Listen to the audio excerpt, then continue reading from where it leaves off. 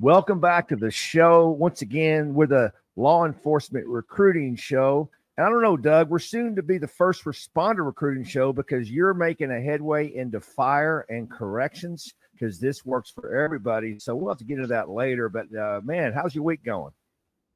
I'm going excellent so far. We went to a great conference earlier in the week. Got to talk to a lot of people. Yeah, a lot of contacts in Oregon, a lot of need there. That was a pretty cool deal. But I actually have a story for you for this episode that has nothing to do with the Oregon conference. And tune in future weeks. You'll hear about those cool stories in Oregon. But you don't even know this is a coming, Doug. I found this morning. I wanted to get your thoughts on it. Here we are on the fly. You have no idea what I'm about to say, but here's the story. Fulton Police, Illinois. The police chief just resigned because of staffing issues. He can't staff his agency. He asked city council to let the sheriff's department take over parts of the city.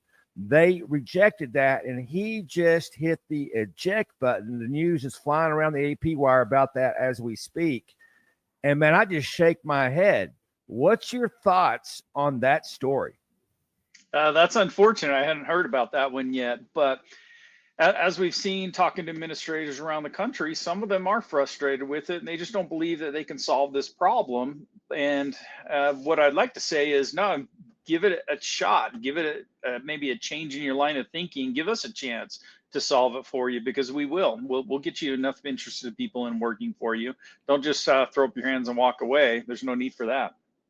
Yeah, my first thought was just disappointment, because we could have solved that. I mean, we've seen this around the country. We can solve any staffing issue that's out there. People don't believe that because we're sort of in this crisis, but it's about moving around processes and solving it. And I'm sure the chief did everything he thought he needed to do. And I'm only making this up, but he's probably going to job fairs, and maybe they got a website and they got videos, and they're paying hiring bonuses. As we've talked about on this show repeatedly, that is not how you fix recruiting. You may see a small increase over a short amount of time with any one of those issues, but you're never going to actually solve recruiting by doing that. It's all about actually recruiting using processes from the business environment, things that you do every day, Doug, that's going to solve that, is it not?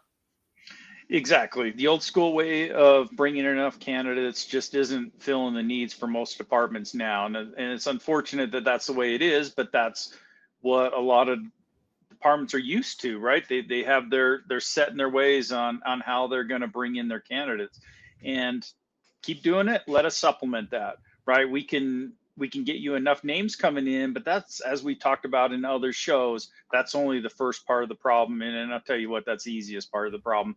The rest is getting the processes in order, all the way from initial contact through application, through going through the testing processes, to actual hire and getting them trained.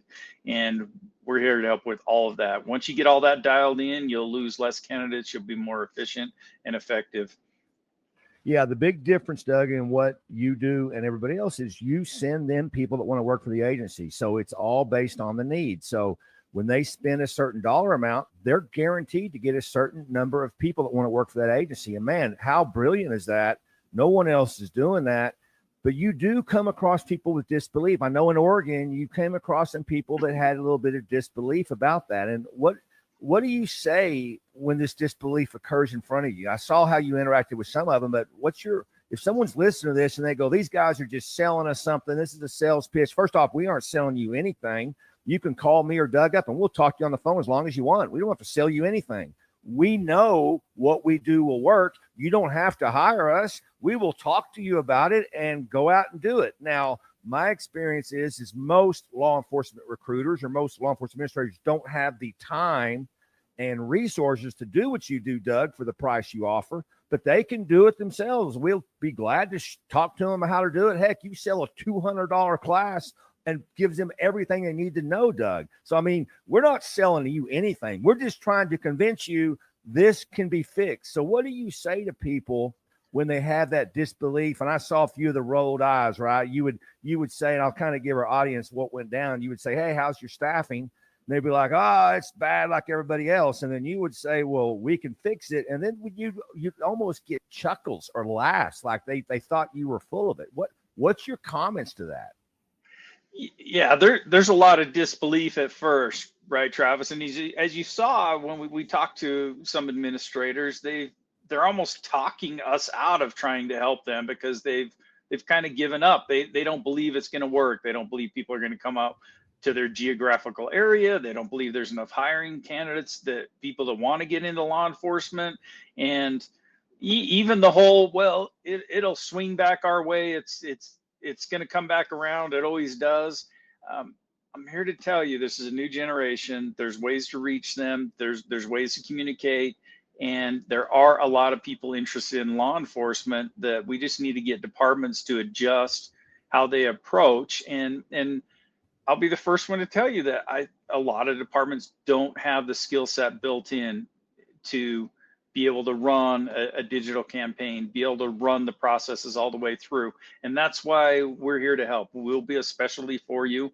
We will take control of whatever areas of that recruiting process you need help with. And if you want to do it yourself, we'll offer training, we'll offer support, we'll offer consulting. We'll do whatever you need to help you get it right. Yeah, and I want to be clear, like, we're not coming in to replace your recruiters or to do what you do. What we tell agencies, Doug, is you keep doing what you're doing, whatever that is, right?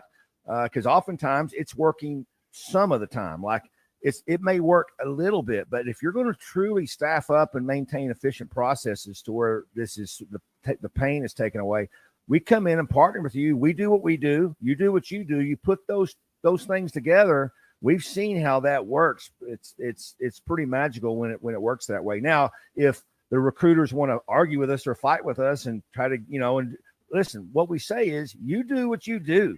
And oftentimes we're dealing with one or two recruiters.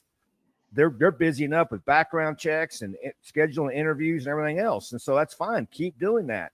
We're just going to give you more of those applicants to do that with, and you can keep doing what you do. Exactly. Number one thing is getting enough people interested in working for your department. And that goes with running a custom campaign to go out and seek those people and get them their information, whether it be a full application of their information enough so that the recruiters can call them. That's step number one, and refining that communication process.